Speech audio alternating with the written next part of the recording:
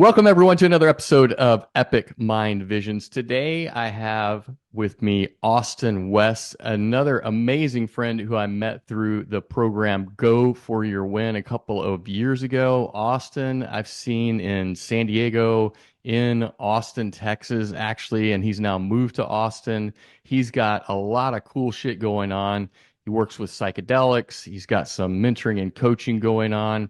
And he's just an amazing human that is really expanding his own epic mind vision and bringing it to fruition in his own reality in every moment. And I love talking to people like Austin because he's knows so many people. He's so charismatic and just gets along with everyone. So he's able to bring so many ideas and concepts together in ways that I love to hear what those results are. So, Austin West, welcome to Epic Mind Visions. It is such a pleasure, brother. Welcome.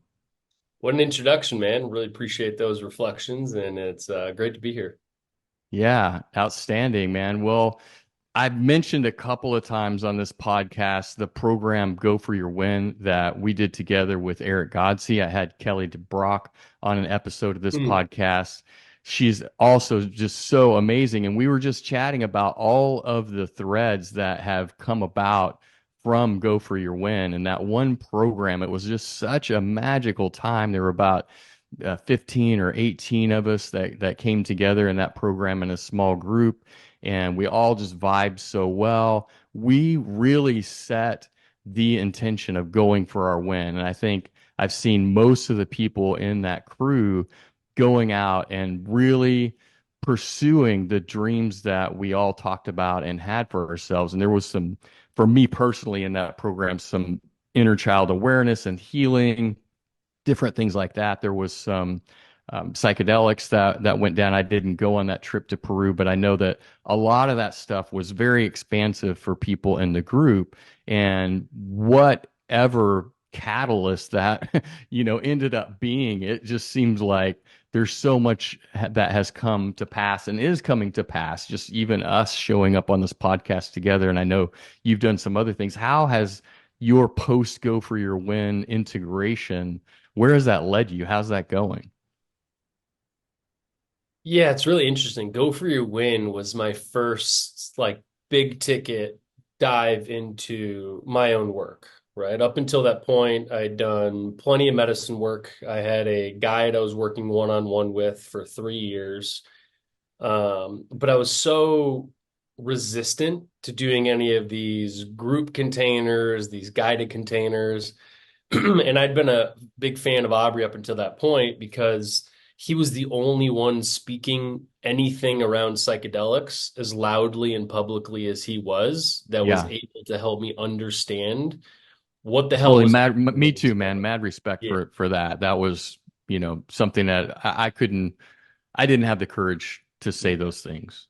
Yeah, and it's everybody who's been on this path can attest to this. Early on, you have these reality and paradigm shattering experiences on these medicines, which end up being the most freeing thing we can do for ourselves, but it's really hard to grasp early on.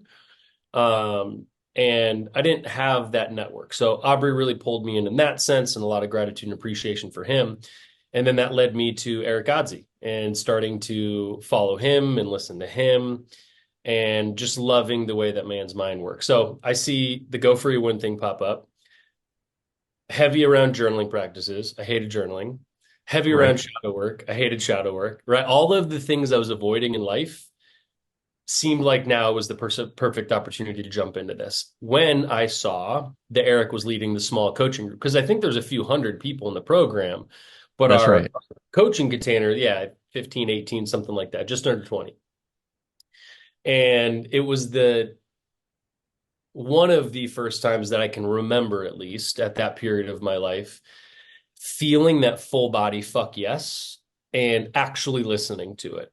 I was in this huge transition at that period of my life, trying to leave my life of the matrix. So like financially, things were up in the air, and it was like 5 times the cost to do the program with Eric. And like, do I really want to be vulnerable in this front of the small group? I ended up taking the dive, and it ended up being one of the best decisions I made because it showed me the value in that commitment to self and the commitment to showing self to others, right? That reflective ability where, like people always say about shame, shameful stories told in safe places are where they go to die, right? So it's Hmm. like getting that Love small that. group together and expressing my fears and my traumas and what's coming up. And especially around, I remember there was like a 4 week period of that, 12 weeks, 13, Hmm. whatever it was. Yeah. Eric just talked about sexuality, knowing Yeah. that that is one of the biggest wounds of our society. And that was one of the biggest wounds I had that was so big I refused to look at it. So it really opened up a lot with me there and what my relationship with was it and all the programming around it.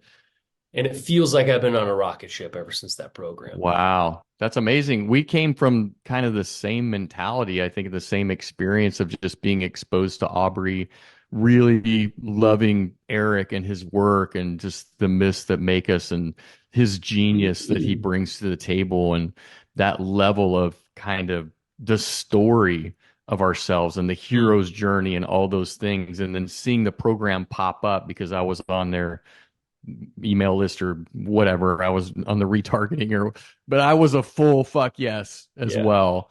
And it was, I think it was, I've been in a lot of containers kind of peripherally, but not really in that kind of specific individual work. And being in a small container where we're saying there were like 15 or 18 of us, however many, that individual level of attention was really where the rubber hit the road for me and where I got the most out of it was being in that safe place like you're saying to share amongst each other. Every Saturday we were on for 90 minutes on Zoom with Eric and sharing all of those details of our process and everything. And I mean, it just it was he so easily challenged me to push beyond my comfort zones, and I was able to step up and confront those things about myself. It just seemed like everybody was in it for that in that kind of same space and for the same reasons, and it just like you say, it was like a rocket ship. So Yeah, cool. it was also the first taste like I mentioned, journaling, starting to understand the power that journaling Right. is. It's spell casting. It is the root of manifestation. It is the one of the first steps and processes that I began using when I started to understand that I can create the exact life I wanted. So Yeah. understanding the power of that came out of that program. And then secondly, the nature of the program itself, go for your win. So there's these coaching aspect, there's the reflective aspect, the group, even outside of our group, excuse me, how they had us post in the chat, like in front of all Yeah. the hundreds of people. We had to give reflections and all of that was great, but the essence of the program itself, like going for your win, understanding what is my purpose in this life, Yeah. right? And I think this is part of what I do with my men's work, but most men feel so lost in life because we're missing the thing that the masculine in general desires, purpose, right? Hmm. And up until this point, my purpose was going and making money for these large corporations in the finance sector. Right. And so I had the money, I had the job titles, I had all the things that came with it, but I was purposeless because I was chasing somebody else's purpose that wasn't very purposeful, right? Creating debt systems that perpetuate the financial slavery system that we're currently stuck in today.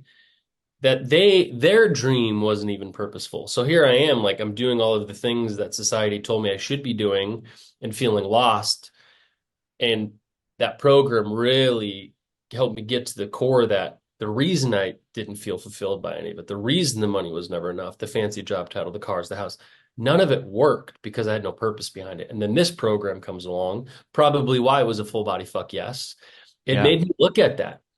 And I think was it 3 or 4 days a week where it was intensive, like hour plus long journaling practices, Right. I remember feeling so stumped in the first 2 or 3 weeks on answering basic questions like, what do you enjoy doing with your life? What sort of thing lights you up in your day? And I had this frustration coming about me when I was trying to write. because we do the stream of consciousness ones or set a timer 30 minutes, whatever it was. And for 12 minutes, my pen wouldn't move because I was so stuck in the paradigm of what I had been living in, wanting the escape on the other side, but not understanding how to bridge that gap, not understanding how to get to the root of what are my gifts, what makes me me, what is my divine essence in this life, in this go around? What am I meant to give to the world? And I think that is the biggest thing that came from that program is starting to understand my purpose. And it was really beautiful how they did it, right? Like start really verbose, like as big and grand as you can get, paragraphs and paragraphs of writing. And by the end of the program, they're like, okay, everything we've worked on for the last few months, say it in 2 to 3 sentences. And Yeah. it's like that then started this trajectory I've been on where I understand what I'm here for. And I think more or less, I can't remember the exact thing, but at the very end of it, it came down to my purpose on this planet is to use my gifts and abilities to raise the collective consciousness.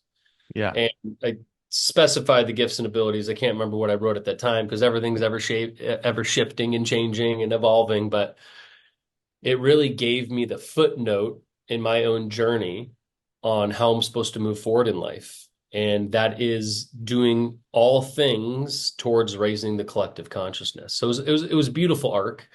I think we were the last ones that did it. The program ended after that. Yeah. I think And then it was the second or third time it ran, and then they were focusing on fit for service yeah, it and it didn't run it again. evolved I feel into the very fit for service blessed training. that I Yeah. caught the train, you know. Yeah.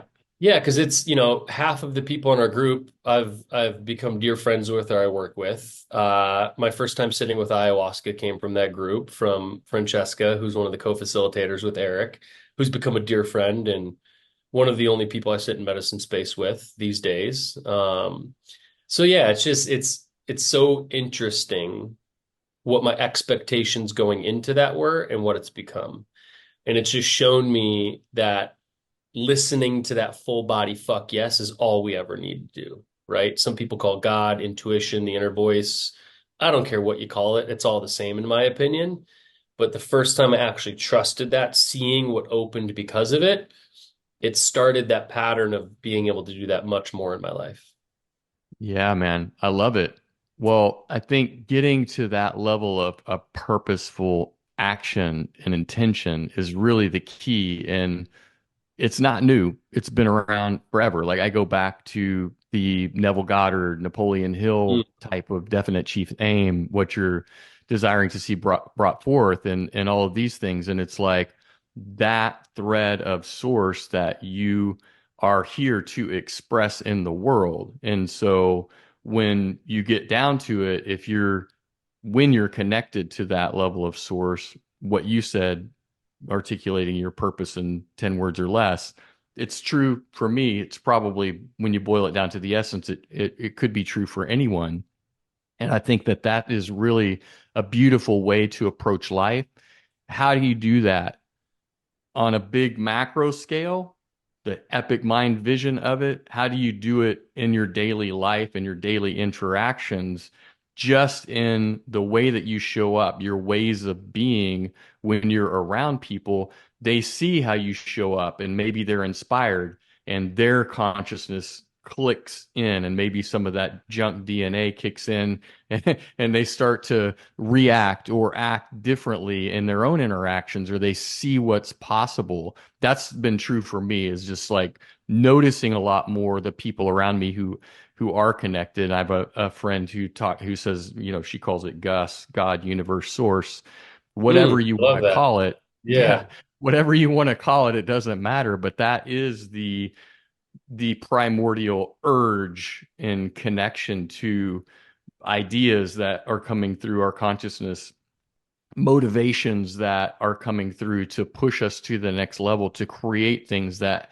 have never existed, to create things for the people around us that have never existed, and to ultimately make that impact. It comes back from me Mhm. to the impact that we're making. And if you frame it in raising the collective consciousness, that is the impact. I mean, what else could be more important than that? And that is kind of the foundation of this podcast, and bringing people like you on, talking about what is the epic mind vision that you are bringing forth, your definite chief aim ultimately, and how is that impacting the people around you so that that collective consciousness is rising, because it is. And I see it, sometimes I wonder, am I just in a bubble? Am I in an echo chamber over here, or is this really happening? And then I see videos on YouTube where people are talking about these really high level medical, metaphysical, esoteric concepts, and they have millions of views. And it was like, in 2 months or whatever it is. And it's like, well, people are listening to this, they're paying attention,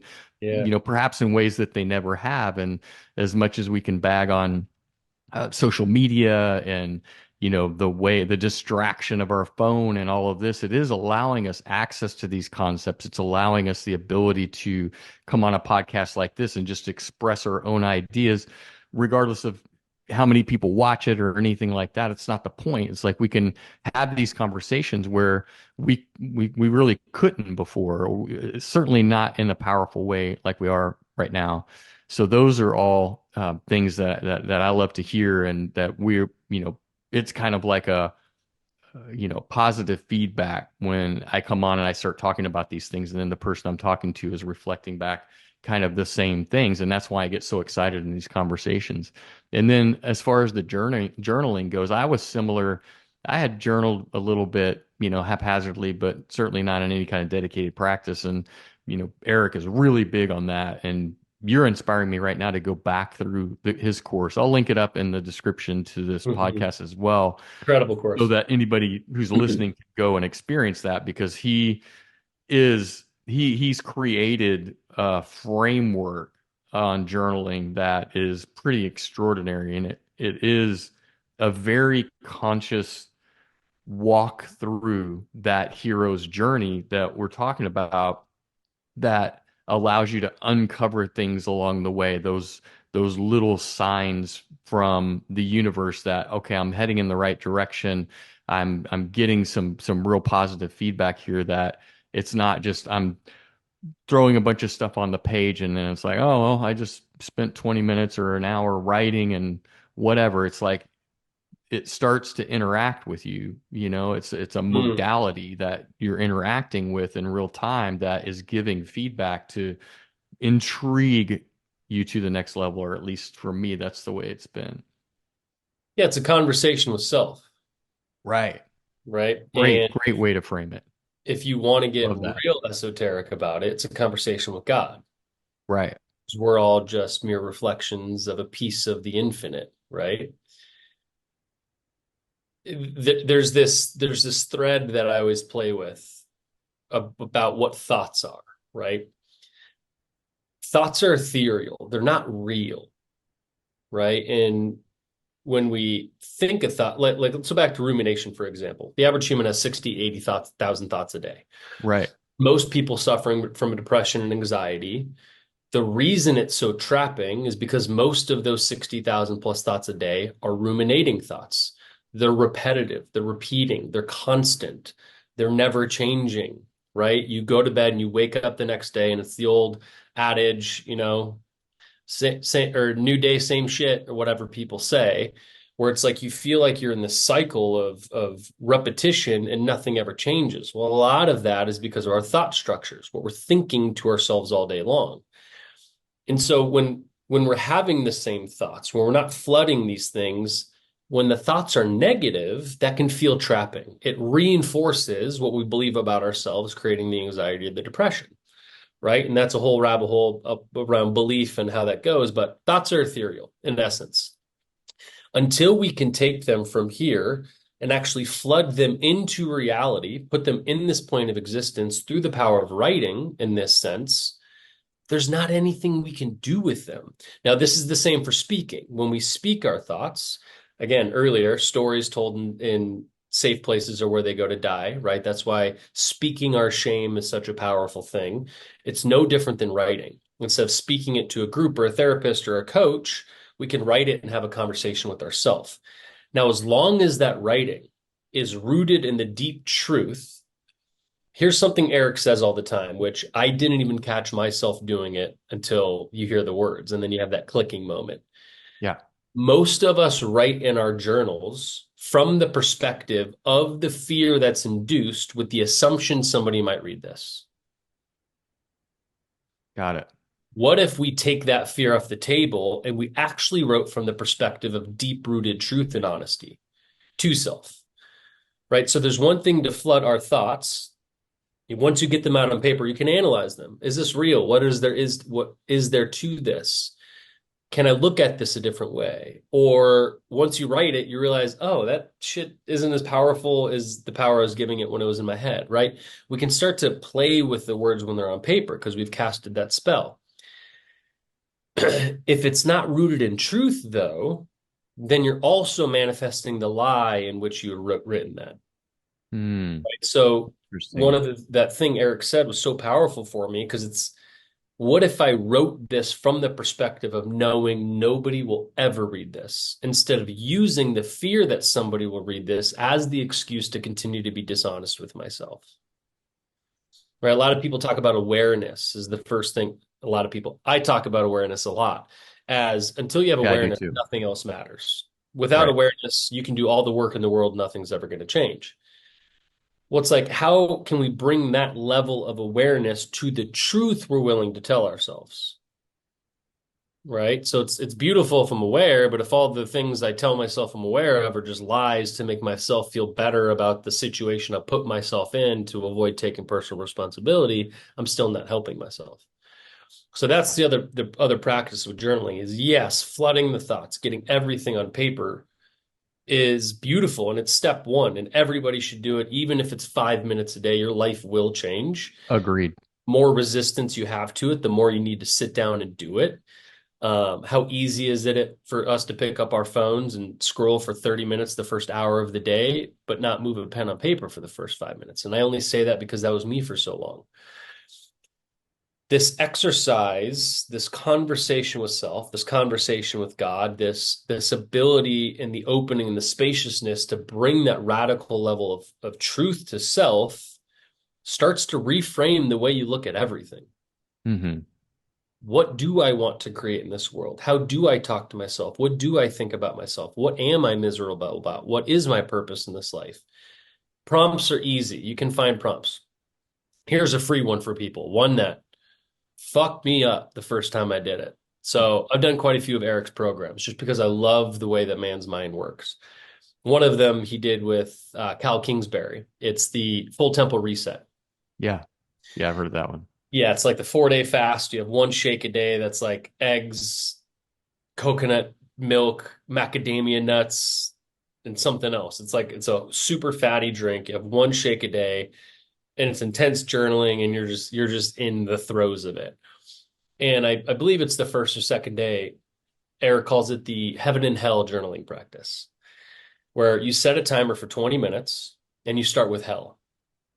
If I were, in the way he poses the question, I knew was going to be productive when I felt how restricted my ego or how my ego was battling even the acceptance of the way the question was posed. So it says something like this.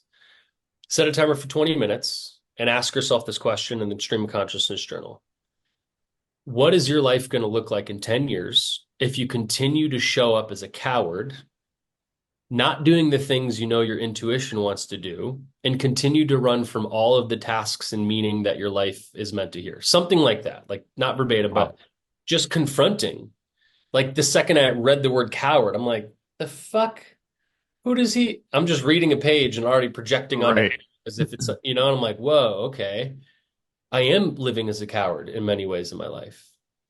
I am Yeah. ignoring my intuition in many ways of my life. I am making decisions I know are not fruitful for me, that only benefit others, that end up destroying self-confidence, self-purpose, self-mastery, and all of those things. That's why reading this is confronting. And then you start to write that, and I teared up. I'm like, I don't want this life by continuing to live the way that is creating my own hell. So you get through that exercise, and then you write the other one.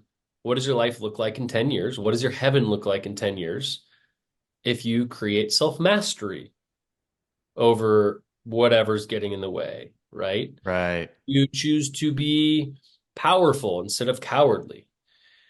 And then you write that vision and you compare, and then you read the two and compare them. And it's like I saw myself split into two.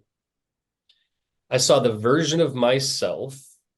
Uh, we have the dreamer, another Eric thing. Man, I'm referencing him a lot. He has the our mind has these two things that are in constant battle. We calls one the dreamer and one the demon or something. I can't remember. But these two versions of ourselves, where the dreamer always wants the best for us. And the demon is always being trying to pull us down. Ah, we don't need to do that. We'll do that later. I'll finish that later. Whatever it is. And I was reading these two versions of my future and seeing radically different people in them. And it was Hmm. that sparking moment where I'm like, oh, this is a choice point.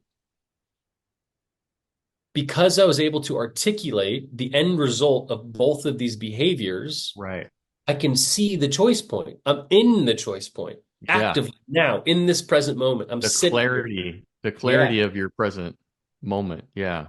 And so, like, prompts like that can be really powerful. So can Hmm. stream of consciousness journaling. I don't care what it is. All that matters is we start to move our pens, especially if people want to create the life they want to create. Like, manifestation starts with what we write on paper and how we start to call that thing in. Yeah, so very long-winded answer of like that's what that program gave to me is all of the things I learned through it, the people I was introduced from it, the practices that start to become embodied that help me realize that I am the creator of my own life. Here's the beginning stages on how to do so. Yeah. Yeah. That's awesome. I went through the journaling part, and like I say, I've been more haphazard about it. I haven't really stuck with a consistent journaling practice, even though I know the value of it. I mean, I've gotten so much out of the journaling that I've done. Sometimes I'll be sitting in meditation or whatever, and I'll be like, okay, here we go. And the pen starts moving and I rock it.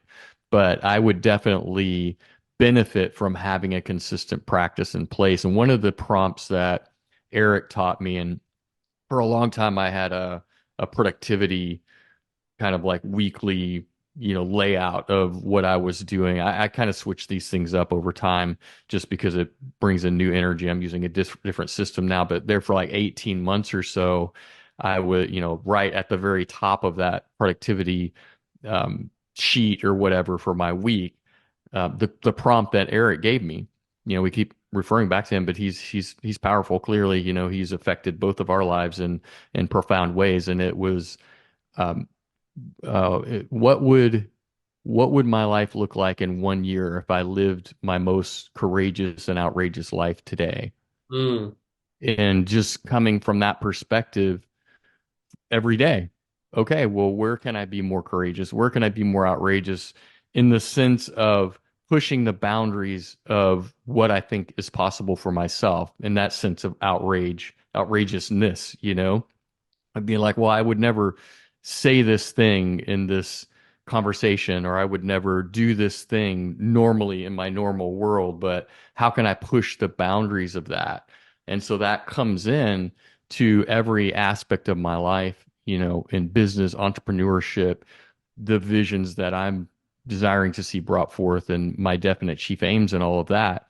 And so it seems like with you on the entrepreneurial journey as well, because this podcast is kind of meant to the fun foundation of it is meant to expose how we bring these modalities in, we integrate them in, and then we can participate in an entrepreneurial way, in an entrepreneurial journey, and benefit from that. How can we use these modalities to create these things in life and business that we want to create, and not just be in some spiritual no man's land where we're not integrating it into real life? We need to make money. We need to do these things. And for me, it's like bringing that back to my business world and entrepreneurship, creating things in the marketplace that haven't ever been seen before, that have never been done. These are the things that excite me because this goes back to the purpose. How am I serving my community? How am I serving humanity by doing this? I'm providing jobs, I'm providing opportunities for growth. I'm providing opportunities for financial abundance and all these things from a higher macro level. And I know you're doing the same. What is your kind of integration of these modalities into your work? I know that you do multiple things. You have a company, Anthea Wellness. You do some coaching and different things like that. I'd love to hear a little bit more detail about how that came to be, how this integration works for you, and what those different projects are. Yeah, I'll start with the men's work because this directly feeds into what and why I've built Entheos. As well as the men's work is all about the tools and modalities I've created, right? So in my work, I teach men how to create the life they want because I deeply and profoundly believe that every single one of us have the ability to live the exact life we want.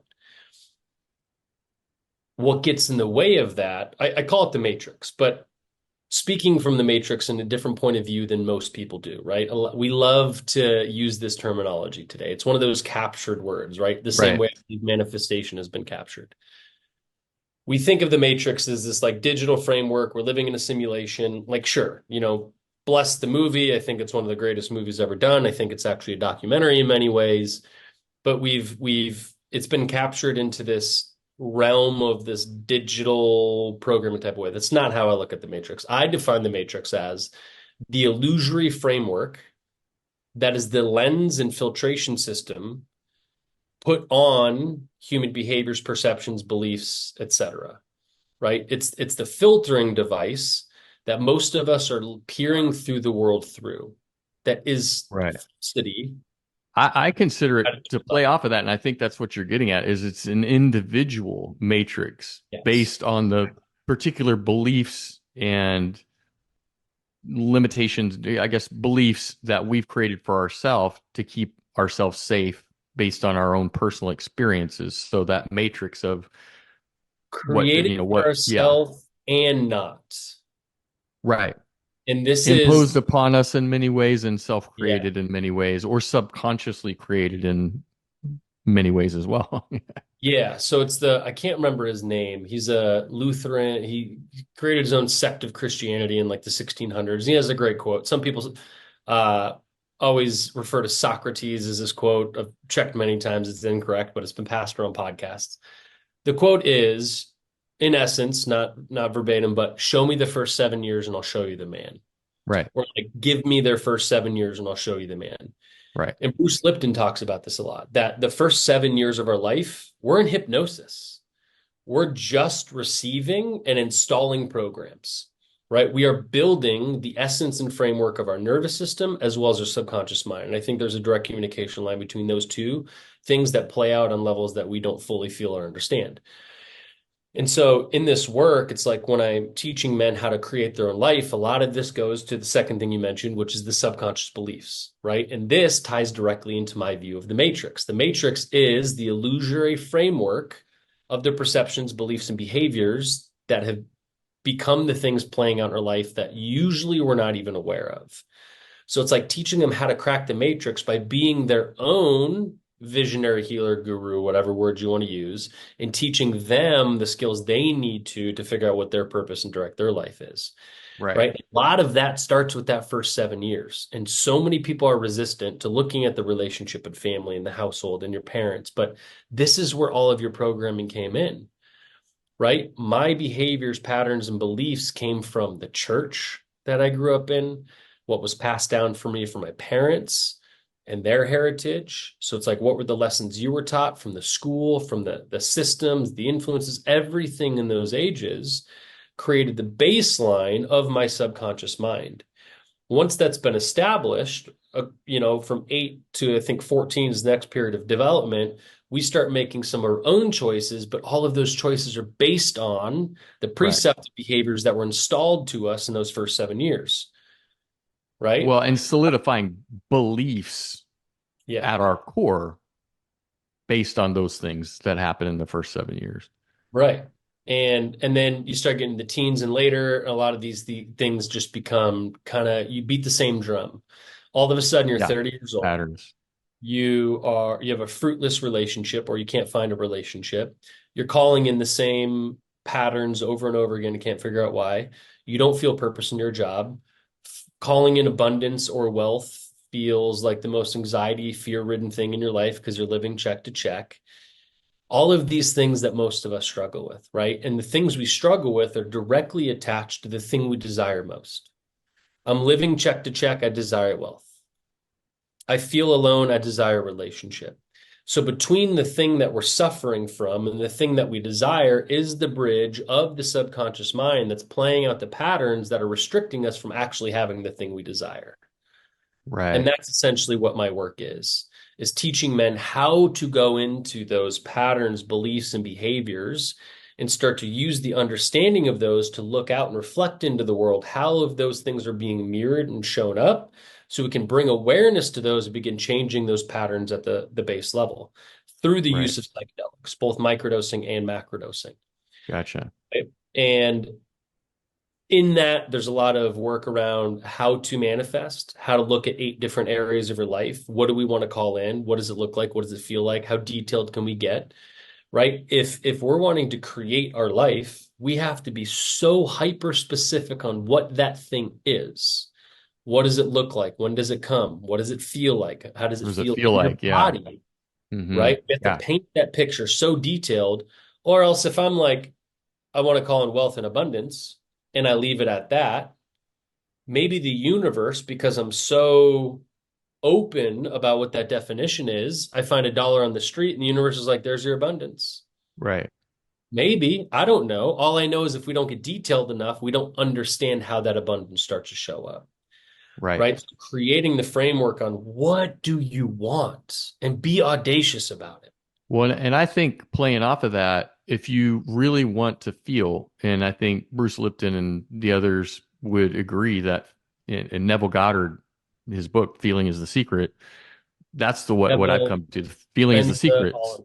Without detail, you can't get into that resonance that magnetically is going to attract, be on the frequency of whatever it is you're wanting to see brought forth so that you can magnetize that into your life. If you're just throwing it out there in some general terms, that's not feeling, that's just it's not what it's all about. And I think that's where law of attraction and things like that, the way it's mostly been presented, falls short. Because for me personally, when I'm working on these things, and sometimes it is journaling them out, sometimes it's just meditating and seeing the vision in my head, and then feeling what that feels like when it already exists, when it's already the truth. That's a practice. And in my opinion, it's not easy. It takes energy, it takes focus, it takes intention, it takes attention. It's like these things are, I go through phases where I can tap into it consistently for, long periods of time. And other times it's like, oh, I'm just too tired to do that. Like, I feel a responsibility because I've been able to figure out what this means for me personally in my own practice to do it, because I know it's rare. It's like most people never get to that place. But from everything that I read, I hear, I research, I see in real time, it's like this is the secret. The feeling is the secret. Like, feel that shit and your life will change. And my life has changed immeasurably because of that. So it is a practice. And I'm curious, like, how, without going too deep into the modalities that you use, without just, I mean, obviously the awareness is a huge part of it. The awareness allows you to, a person to bring clarity to what they want to see brought forth. But how do you do the modalities that you teach, or the process that you coach? How does that trajectory work so that you can get somebody to that place where the magic happens, if you will? Yeah, so it's a 10-week arc that I work with, and then it ends up getting extended for some men that want to work longer. I help them focus on what are these 8 areas of your life? What do you want these to look like, right? So we're setting the foundation of that creation, right? And like you said, this is the beginning of the law of attraction. For most of these law of attraction books out there, it's like my friend Mackenzie says this thing, or she has said it, and I'm going to quote her, and she probably doesn't realize that I love what she says, but write it and reap, right? It's like Mm. get really detailed, write it out. What does Yeah. it look like? And then reap the benefits of it. Anchor it in. Yeah. Yeah, but that's the baseline of the law of attraction. And that's how we start the thing. The rest of the arc, I'm using science, spirituality, and Hermetic philosophy and all of my teachings to kind of weave together everything through the arc of what I call awareness, resilience, elimination, and integration. Hmm. So in everything in our life, we have to first become aware of it. Once we have awareness of the things that are happening, there's certain things that we need to build the mental resilience, physical resilience, or emotional resilience around, which is going to get us out of this victim mentality and kind of perpetuate towards a greater mission.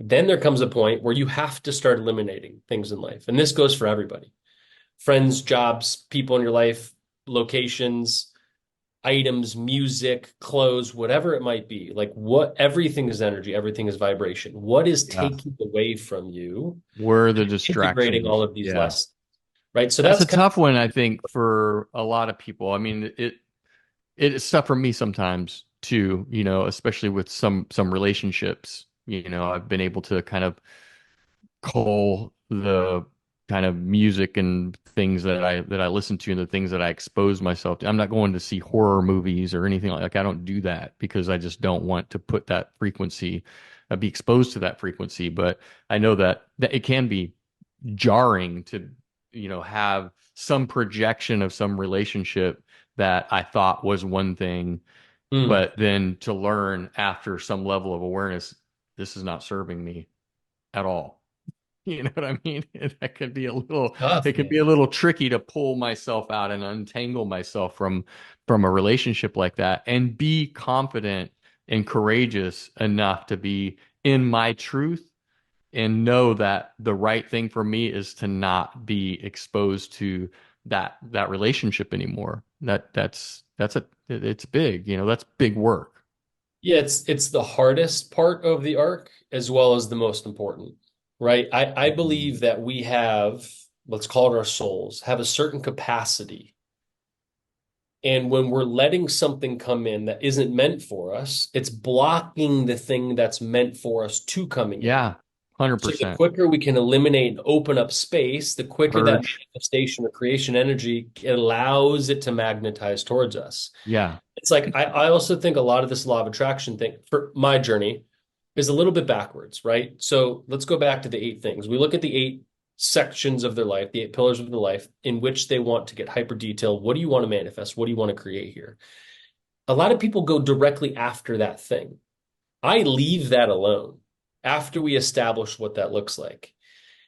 The way I visualize it is we all have this channel that, again, Gus, God, universe, source, whatever you want to use. We have this channel of connection to the divine. When we open that channel, life happens for us. We just sit back and surrender, right? It's like a lot of us in this medicine journey that you get to that point where it's just like, I'm just putting my hands up and trusting and surrendering. And life happens to be unfolding exactly the way I desire. But what gets in the way of that channel being open is these preconceived beliefs, is the Hmm. programming, is the subconscious, is the big T and little t traumas, is the behaviors, and all of these things. So it's like my work is once we get hyper specific on the life you want, we're going to leave that alone through this arc and development that we're working on. I'm just helping them to learn how to clear their own channel. Because once that channel opens, all of a sudden your gifts come online. All of a sudden, you know exactly what your purpose is. You don't have to go find it. All of a Right. sudden, you attract Becomes the behavior obvious. you desire. Right. Right. Becomes obvious. And so it's like teaching people, what does that channel feel like? How do we listen to it? How do we open it? What are the Mm. things that get in the way? And how can we reprogram ourselves to always be moving forward through that channel so we can create that relationship with the divine and start to understand that life is happening for us? And this is the part, maybe this is a good transition to the other project.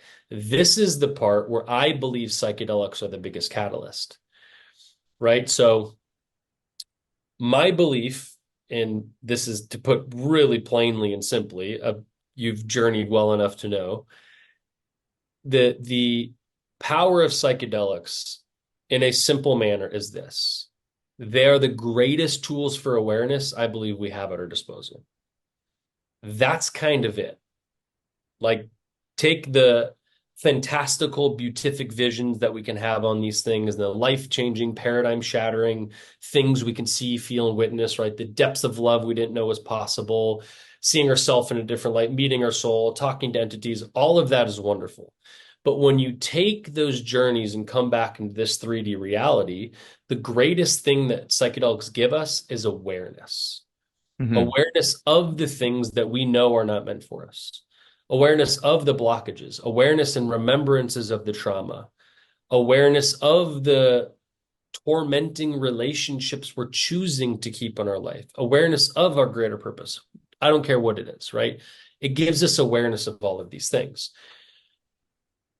If you allow yourself to accept it, a beautiful chain of effects starts to happen. Once you have awareness of whatever the thing is, that awareness and thing is now attached to a story, or as Eric would call a myth. Let's give him a little bit more blessings since we're using Eric so much in this call. The myths that make us, right? The name of his podcasts. Everything that is manifest in our life is a belief we have about ourselves. Physicality, our external reality, what the Right. abundance we feel like we're worth, all of it is a manifestation of our beliefs about self. Once we have awareness of some of those beliefs, there's a story attached to it. Okay, I've struggled calling in abundance because I believe myself to be worthy or as worth or not worthy of fill in the blank. What is the story that created what you believe your worthiness to be? Maybe your parents got divorced. Maybe it was a bad breakup. Maybe it was how you're treated when you were younger. Maybe it's been the youngest sibling effect. Again, all we're doing is bringing awareness of the blockage and trying to find the story that's under it. Once we can recognize the story, and this is the power of a coach, a mentor, a therapist, if you have a great one, is this mere reflection that people can help find that story and thread for you because they've been through it themselves, right? Once you have that, something beautiful happens. And this goes into my Hermetic philosophy and kind of the seven underlying laws of the universe. Is Robert Edward Kabbalion. Grant has this, the Kabbalion, exactly. Yeah. Robert Edward Grant has this great quote. The universe does not give you what you want. It shows you who you are. So Mm-hmm. we have awareness of the blockage. The blockage has a story attached to it. Once we identify that story, here's what the universe does without fail. It's going to start presenting you opportunities in life. It is going to manifest that story to give you the opportunity to step through it or continue to be taken by it. Yeah. Without fail, this is going to happen. And I used to have this mad video game addiction. I have over 11,000 hours in video games. There's just something like 400 actual days of my life spent in front of a TV screen. It's wild. But one of the things I loved about them so much, I like to play RPGs, right? It was these open world adventures where you build your own character and you have your own development. And every time you do a quest, you get these experience points that eventually turn into leveling up that I can put in these different attributes. Mm-hmm. So when the universe starts to deliver this story, instead of being taken by it, I started to look at these things as quests. This thing that is triggering for me that's coming up right now is going to level me up if Yeah. I don't allow it to take me, Right. You lean right? into lean into the Lean in. discomfort. The bigger the trigger it is, the more freedom there is there. The more fearful it is, the closer you are to manifesting the life you want. So it's like looking for the signs that typically make us retract and run from the thing. I'm triggered. My ego's alive. I feel fear. I feel Yeah. anxiety. All of those things we've been taught as a society, let's numb, let's quiet, let's run, let's get comfortable, let's get safe. When in reality, all of those things are the universal signal that you are exactly on the track you're supposed to be on. Yeah. That's your higher self tapping you on the shoulder and saying, Yeah. "Hey, Yeah. this is Like, your here's the opportunity." clearest sign. Like, keep moving forward. And if you're willing to step through that delivery the universe is giving to you, we begin to find our freedom. Yeah. And And if then we this keep happens every straying, go ahead. Sorry. Yeah, and then this is the repetitive thing. That is the cycle of how I believe psychedelics help us. They give us awareness to the story that then the universe delivers. and then we integrate the lessons of that, and this is where I'll weave in a little Carl Jung, that chain of effect through the use of psychedelics is the path to self-individuation, right? Or Mm. what Eastern philosophy will call enlightenment. You continue to do this. You continue to root out the beliefs, perceptions, and stories that are making us and keeping us small, trapped, not abundant, alone, isolated, lacking of purpose. You continue to root those things out and complete these quests and continue to level up. That channel I referenced starts to open and life happens for you based on the way you chose to create it through the manifestation practice. So all of Mm. it weaves together. And I believe that Nice. psychedelics, this is why it's my modality. And this is not saying that there's not power in all these other modalities. I love meditation. I do it twice a day. I love breath work, even though it's the thing I'm most resistant to. Somatically, I get massive releases every single time. I think therapy in certain lights are going to be great. I always have a coach in my corner no matter what. My up leveling has only come when I've hired a coach willing to put my money where my mouth is and actually go for the thing I want. That's another beautiful modality. Journaling is a beautiful modality. There's all of these beautiful things you can do. Dance for some people, right? Mine just happened to be psychedelics because of this chain that they gave me, the awareness of story, the universal delivery, and then the path to self-individuation. That is why I believe that using these tools in the arc of a program, intentional guided use became my path to freedom, and that's what I'm trying to give back to others. Mm. Yeah, that's beautiful, man. That's like I said in the beginning, it's like bringing together all of these ideas, modalities in a way that you're able to create some level or path of integration instead of it just being you keep going back to psychedelics, which I think it's in a way that you're saying this is a modality that is most powerfully expansive in the moment, but everything you're describing is really the integration of those experiences into real life, which is important because a lot of people are not integrating and they're just going from one medicine journey to the next, which I think what you're hinting at, or you not even hinting at, like you're actually saying it, is that you're using modalities in a very specific trajectory to get that level of awareness and integration into someone's life, or help them to realize that path so that they're able to move forward in their life and not just be, well, I need another big medicine experience.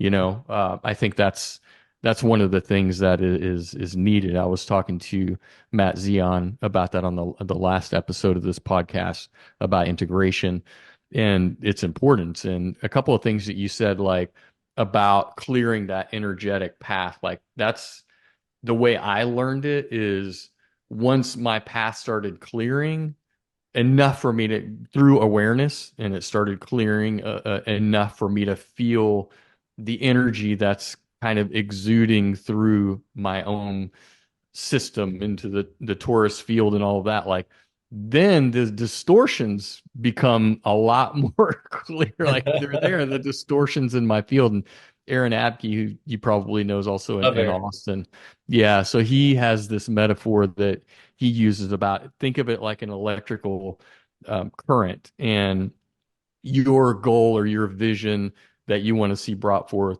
or your higher level of consciousness or whatever, it's the light bulb, right? And you have the electrical wiring that's coming back to you. Well, the distortions, if there's kinks um, in the cable and in the electrical cable along the way, or maybe the casing is cut or whatever, like those can be seen as distortions, and so the light bulb might flicker or something because the energy is escaping into these different distortions. It's kind of like that in your system. The more that you are able to clear that, the more bright and consistent the bulb is going to be able to shine.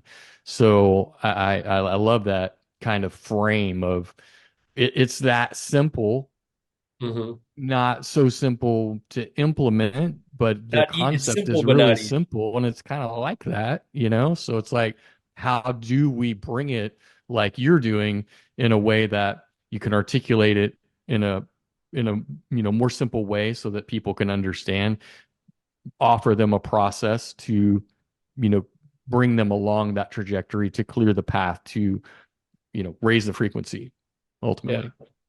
Yeah, you said something I think that just to kind of highlight, put a spotlight on again, and I did this for my first 2, 3 years of using these medicines. I went to the psychedelic experience looking for answers.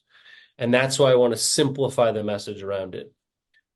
These are simply tools for awareness. Right. Again, there's all these accessory things that come with it. Like science is never going to be able to explain what happens in a 5 gram mushroom journey, ever. What I experience, the mysticism, the mythical, the spiritual experience that happens when I partake on a journey like that, science is never going to be able to put into words. And that in itself has its own inherent value. But that's not the thing we're taking from it to integrate into life. The integration into life is purely from a perspective of the awareness that the tool gave me. So if we start to look at psychedelics as a tool, we can strip away the dogma that has come with it. These are not fix-alls. Yeah. These are No, not. not yeah, And not at proper all. guidance is important because there's this NLP has this thing called the law of the lids, right? Where somebody you're working with, your evolution is going to be capped at the potentiality of where their evolution has been or where they believe your evolution can go. And this is the power of utilizing psychedelics in a held way from somebody who's gone through these journeys. They have been where you are, so they can help pull you through these hard times and through your evolution to the next version of yourself as you're self-discovering the things that are getting into your way that you can project onto them so they can help you through. It's a cycle. Everything is done in Mhm. flows. We often look at psychedelics like they're going to be the answer or this coach is going to give me answers. Right. Everything should be a symbiotic relationship. Everything is a give and take, and you have to take responsibility for your part. And if you do, holy shit, can your life change radically and fast. But if you don't, if we're looking for the escapism in this, no different than we do in alcohol, let's say, or pharmaceuticals, let's say, you're going to get caught in a new rut. It's just going to look a lot different. Hmm. Um, Well, yeah, and I've been blessed to trust myself and trust the process and trust the medicine and trust that the universe is acting in my favor. And so that's led me to a level of surrender, ability to surrender to these medicines and to that process that I think is uh, is not always the case. yeah, And I was just as stuck in my own matrix as anyone else, before my life blew up 10, 12 years ago. And medicine was just part of that path. There were other modalities that I brought in from yoga and meditation and stretching and a whole host of other things. Medicine was, came a little bit later actually, but being able to just tap into that kind of sense of I know this calling is right for me, and knowing and trusting enough to be like, okay, I have an intuitive knowing, I have an inner knowing that this is right. And guides, can come in many forms, whether you're actively with a guide or you're doing research and you're taking in the information and making decisions for yourself. But I think ultimately with medicines and any modalities that you're using, I think that intuitive inner knowing is key, because ultimately nobody's coming to save you. At least that's the way I see it. It's like if you're depending on somebody else to come and hold your hand and walk you through, yeah, somebody can maybe give you some words of encouragement, can give you some direction, can open a level of awareness that maybe you didn't see for yourself. But ultimately, it's your responsibility. Your mental well-being, your health is, your mental health is up to you. And trusting or giving that power away to a guru or even the medicine itself, it's like it's not the path, right? It's like the inner knowing that you are going to need and be responsible for the integration of the lessons that come about for yourself is it has been key for me, if that makes sense. And yeah, Does. just I think a lot of people, I've heard some people, I should say, who come in and they're like, well, is it this facilitator trauma informed or trauma informed this and that? It's like, I don't worry about any of that stuff because I know what I'm getting into. Like, I've done the research. I know who these people are. I know what the medicine is. I trust this thousands of years lineage. And if I'm in a situation, set and setting, I feel safe. I know my mindset is right. I don't have any, like mental, uh, kind of maladies or whatever that maybe I shouldn't be doing this medicine. Then I trust, and I'm like, it's on me. Nobody's coming to save me. I'm on this journey, and I'm doing it. So I think that's an important distinction to make, is to not be putting your own well-being in the hands of someone else. But if you are truly called to the medicine and feeling that kind of level of inner knowing, then all will be as it should be, even if it's a long multi-year path of healing and integration. It's not, like you said, a one and done. Take this medicine and tomorrow you're fine. Exactly. Yeah. Yeah, beautiful. I don't have anything more to add to that. That was a good finish. Maybe this is a great transition into, I do have a medicine-based company. So Entheos Wellness, you mentioned earlier, we are a psilocybin-based nutraceutical company whose mission is to reinvent the paradigm of prescriptive healthcare.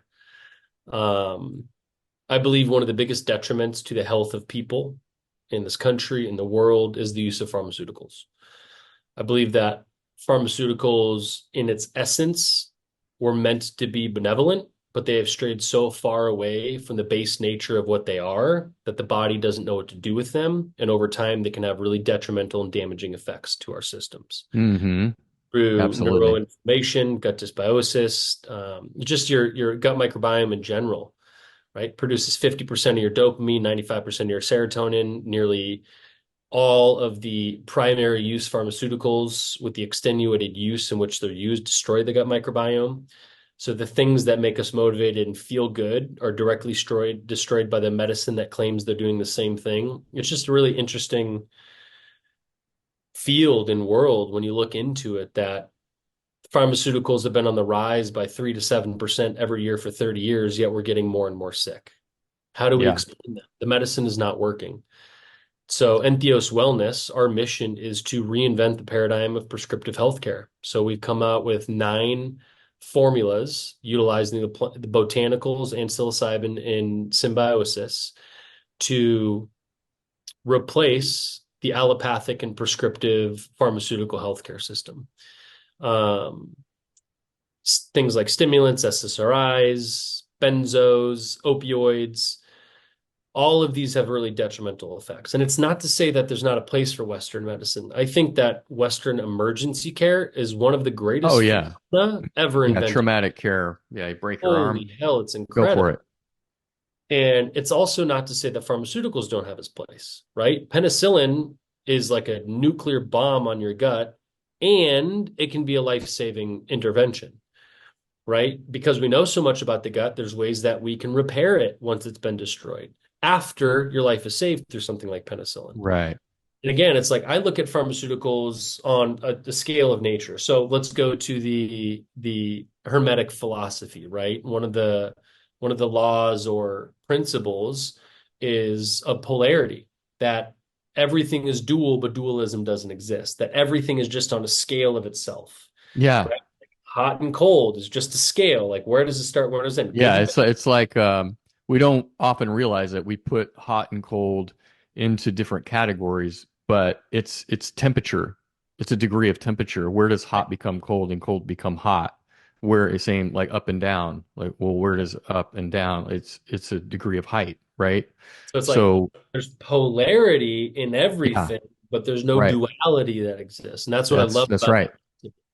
I look at pharma the same way. It's on the scale of medicine. It's just Right. tipping the scale at the very extreme end.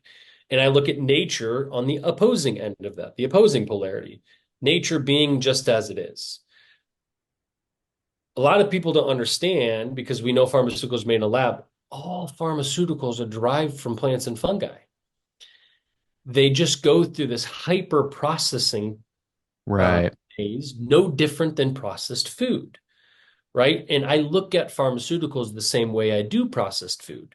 It's okay in Well, the short often term. they take the natural form and create synthetic versions. Yeah. And it's Yeah. okay in the short term, but over extenuated use, it's heavily damaging, almost without fail. This is just bodily. And then you start looking at things like neuroplasticity and neurogenesis, two of the fundamental ways that can lead to large changes in life, to rewiring brain structures, to rewire patterns, thoughts, behaviors, actions, all of the things that need to be changed to live a more fruitful life. Pharmaceuticals over a long period of use also can be detrimental on those systems as well. So our mission is to essentially replace that care model. Now you have legality, right? So we're working on ways to do this completely legal within the US. We're working in double-blind placebo studies in both Jamaica and Tijuana to help people wean off of their pharmaceutical dependency. And the way we use that is where our goal and mission is behavior modification. Again, there's no such thing as a pill solution. So what we're creating, we're not here to create a pill for pill solution. We're creating a holistic framework to teach you the skills and structures you need to implement to wean yourself off these addictive medications, but create a long-lasting change by targeting behavior modification. And so let's use one of our formulas, for example, mood and mind. It's built like a nootropic, right? It's meant to be your Adderall or your Vyvanse replacement. So we have 13 botanicals, plants, herbs, and minerals in that formula. And what those plants, herbs, and minerals do is the botanicals drive a specific behavior modification we're wanting to instill. So all of the plants, herbs in there create the environment within your body that creates its own ability for focus, from cognition, from memory recall, all of the things we're hoping to get out of the Adderall, right? What the psilocybin does is as the botanicals are pushing that behavior upon us, the psilocybin is installing and solidifying those behavior modifications through the power of neurogenesis and neuroplasticity, right? And so when we Interesting. think, a lot of people don't understand neurogenesis and neuroplasticity. So if we think of the brain as a garden, neurogenesis is the brain's ability to grow new neurons or plants within the garden, right? Right. Neurons are needed so that we can create pathways and reform habits of thinking, behaviors, addictive patterns, whatever it might be. We need the ability to grow and have healthy neurons. Neuroplasticity is that garden's ability to rearrange itself in the most efficacious way, right? The way it communicates to each other, putting plants certain places. Mm-hmm. This is Right. what psilocybin's helping us do, is it's giving us the ability, it's feeding the brain what it needs to induce neuroplastic and neurogenic states. So when we're using botanicals to drive a specified behavior, Right. and we're solidifying that behavior through neuroplasticity and neurogenesis, we're not taking a medication. The brain doesn't have a lack of Adderall, right? It's hyper-inducing methamphetamine to create an environment where we're forcing ourselves into focus. What if we get to the root cause? Yeah. It's how the brain activity is working. It's the behavior that's underlining it. So if we can train ourselves the proper behaviors by installing those through neuroplasticity and neurogenesis, this is long-lasting change without the need for the addictive and abusive behavior cycles that tend to come with pharmaceuticals. I only know this because I was on Adderall for 7 years, and it was Right. ruining me. It was changing my Right. personality. It felt like my brain was melting. I started to lose focus. Sleep went out the window. I started becoming anxious. So the thing that I was addicted to, I hated, but if I didn't take the thing, I'd have anxiety attacks. So it felt Right. like a trap. Come in psilocybin, changed my life forever. 3 months of microdosing Wow. off I love completely, this, right? man. I didn't realize that's what you were up to Yeah. from the exposure that I had to Entheos Wellness. I just didn't get that that's what it was. Like these blends were specifically created to mimic or provide an alternative to very specific medications that are prominent in society today. Like how many people are on Adderall? I don't know. You may know a lot. Yeah, it's the scariest fact to me is 39% of Americans take at least 1 to 3 pharmaceuticals a month. Yeah. It's 40% of the country. It's I something thought like it was higher 20. than that. Well, the it's for that's just 1 to 3. So imagine just one, I'm sure it Oh, might I be, see what you're saying. Yes. right? And that's per Yeah. month. So it's like how Right. many are intermittent, how many taken per year, how many only get refills. If you get a refill every 3 months, they don't include you in that month to month. So it's like almost 40% is already astronomical. We're talking about 100 million Americans, 90 million Americans or something. The amount of people taking 3 to 5, I believe, is around, I have all this data, but it's low 20s. The amount of Americans taking 5 or more pharmaceutical drugs on a monthly basis is 14%. You That's have just 30 plus crazy. million Americans taking Yeah. 5 or more pharmaceuticals a month, right? It's because they create the environment for another issue to arise that can all Yeah. of a sudden be solved with another issue. And Yeah. then you look at certain things like statins, for example, right? So we have this with the blend called Vital and Embodied, which is focused on mitochondrial health, energy, endurance. So it's driving the behavior that makes it easier to engage in physical activity, right? And looking at lifestyle things. When you microdose, you make better food choices, all of these things that come with the psilocybin benefits as well. Over time, you don't need your cholesterol drugs. You don't need your statins. You don't need your obesity drugs because we're addressing the underlying cause of what's causing Right. those things, which is lifestyle. Statins, Yeah. it's crazy. I'm gonna botch the years, but Cali means always drops this on podcasts and it's mind blowing. So does Peter Attia. People that take statins for a lifetime, something like 25, 30 years, their average life extension is like 2 months or something. It might not even be that long. It's minuscule. So we take this cholesterol drug, the statin drug, that's supposed to extend our lifestyle and keep us healthier. But over the course of decades, we're talking tens of days, if not just a couple months, something so small, yet is that just placebo? One, placebo tests in the 30% in all pharmaceuticals trials, which just goes to the Right. power of mind. Bruce Limpton dispenses the things we are talking about earlier. Is it just placebo? One. Two, let's look at the side effects that are created from something like statin drugs, right? So you may have gotten this couple months of life extension, but what detriment has it caused you over those Yeah. decades? What other Yeah. What price medications have have you you had to paid? take? And yeah. Exactly. Hmm. So it's like our mission is creating this holistic framework. So it's not just the pill to pill, right? We have a coaching program that helps you. We teach you journaling, we teach you meditation, we teach you breath work, we teach you movement, all of these things. So we're looking at the holistic frame of what it means to look at lifestyle interventions to address root causes so you don't have to be on medications at all, Hmm. using the power of psilocybin and nature as intended to help us do so. So that's Well, kind of how does that? So you just relocated to Austin. So is this company now based in Austin? Are you going to use Austin as the base for this whole program? Like, how is it administered to people in other locations? Are they going to come here for retreats and, but like, how is that? How does that work? Yeah, retreats are different. We've done retreats in Sedona. I do retreats out here. Retreats are different. It's not necessarily tied into Entheos. I think a lot of people find the retreat aspect through Entheos. Our warehouse, we're in decriminalized markets throughout the country. We have two states that are decriminalized. Oregon, for now, they're doing some weird things with the laws there. Obviously, Colorado, you have 22 different counties and cities throughout the country, all throughout California, Michigan. So all of our operations are based in decrim markets, right? To make sure Gotcha. that we're doing this within legal guidelines. To get people access, there are ways to doing that.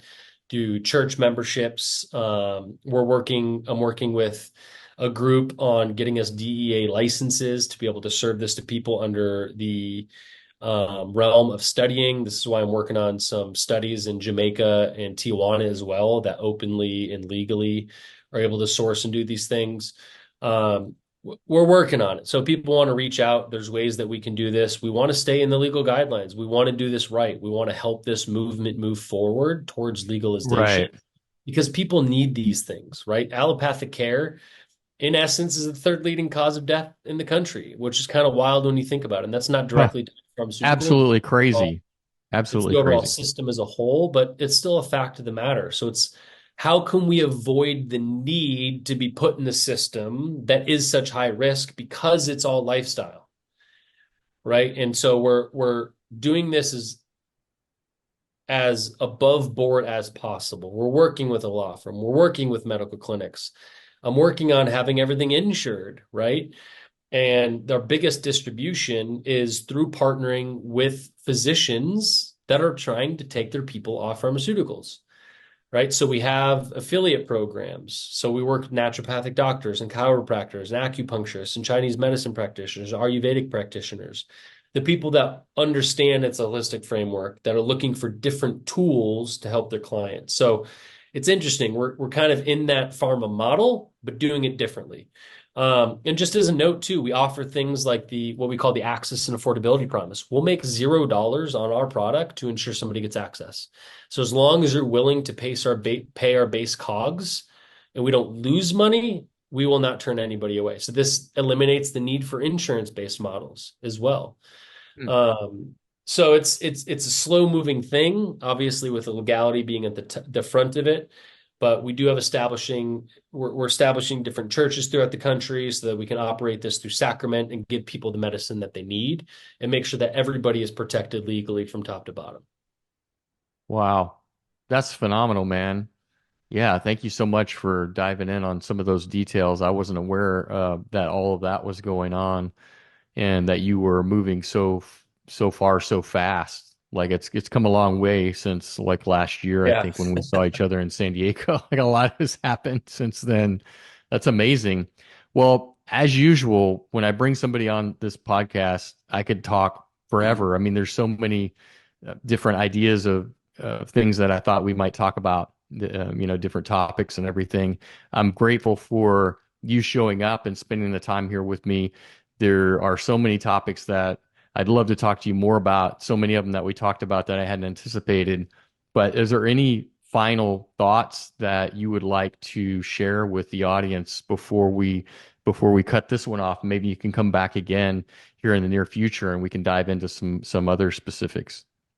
Yeah, I'd love to do a round two. Maybe we focus that a little bit more on the esoteric I'd wisdoms, love that, teachings man. It that sounds like we're people definitely love. on the same train with all of that.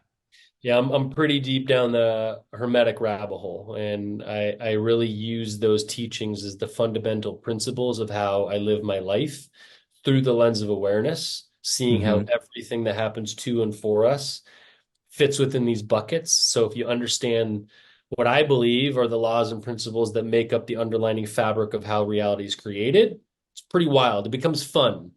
So I'd love Yeah, to dive it's in the on that game. next It podcast. becomes the game of life, and like you said, like when you were relaying it back to your quests in the video games, it be like that. It's like, okay, well, what is this mission that I'm on so that I can evolve? For me personally, my kind of perspective on it is how can I evolve by leaning into those challenges, leaning into the resistance, and what are those lessons? I trust that that lesson is going to be there for me because I've had a few reps.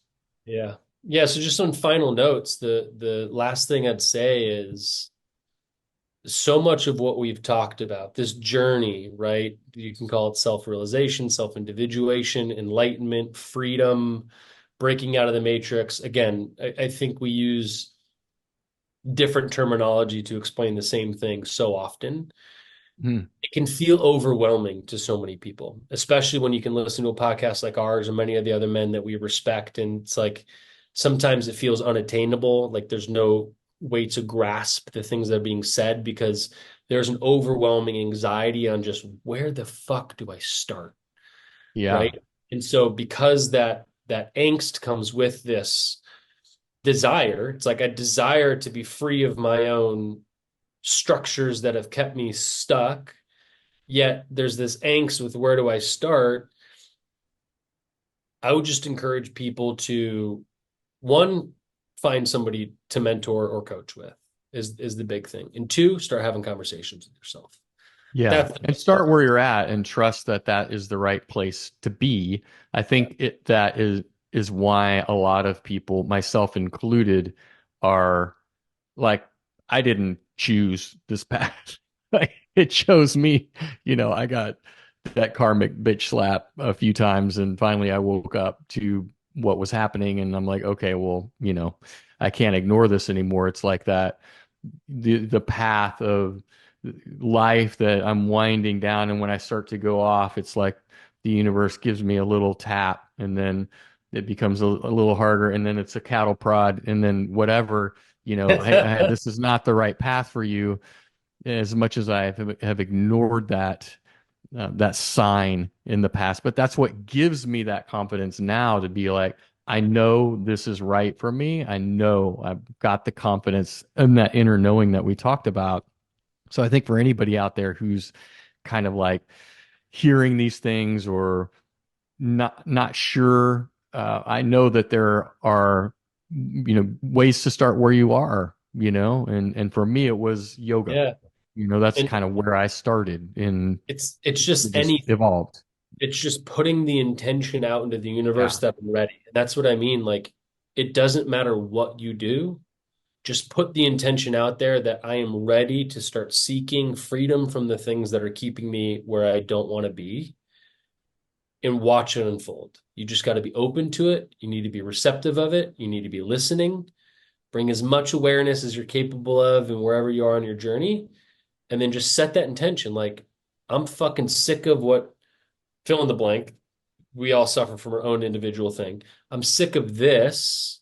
I'm ready to move past it. And then just kind Yeah. of trust and then watch. Trust, but also dive into the experience, like you were saying, like when those resistances come up and things like that, lean in, dive into it, and be like, where's the growth? Where are the edges for me? Where am I uncomfortable? And start asking those questions. Why am I uncomfortable? And you'll start to find that level of awareness and the answers. If my people from the audience want to connect with Austin West, where they go, I'll link it up in the description to this video as well. But if you can say it out loud, then I'll make sure that I link it up properly. Yeah, just my main Instagram, my personal page. You can find everything through there. So you can find the link to Entheos. You can find my link tree, which has discovery calls, retreat info. Anything you need is through my personal page, which is Austin_not East. And then from there, you can message me, find my other pages, see what I'm up to. Awesome. Awesome, Austin. Austin_not East, meaning West. Thank you so much for joining me, man. I love these conversations because in diving deeper with people who I already know, it just deepens the relationship and the really opportunity to get to know each other even better. I'm thrilled to hear all of the things that, people who are coming on this podcast are doing and the ways that they have created the intention to raise the vibration, the frequency of humanity overall, and are living that epic mind vision and going for their win. It's amazing. I love it. Thank you so much for joining me, and let's stay connected. Now you're in Austin, and let's do it, man.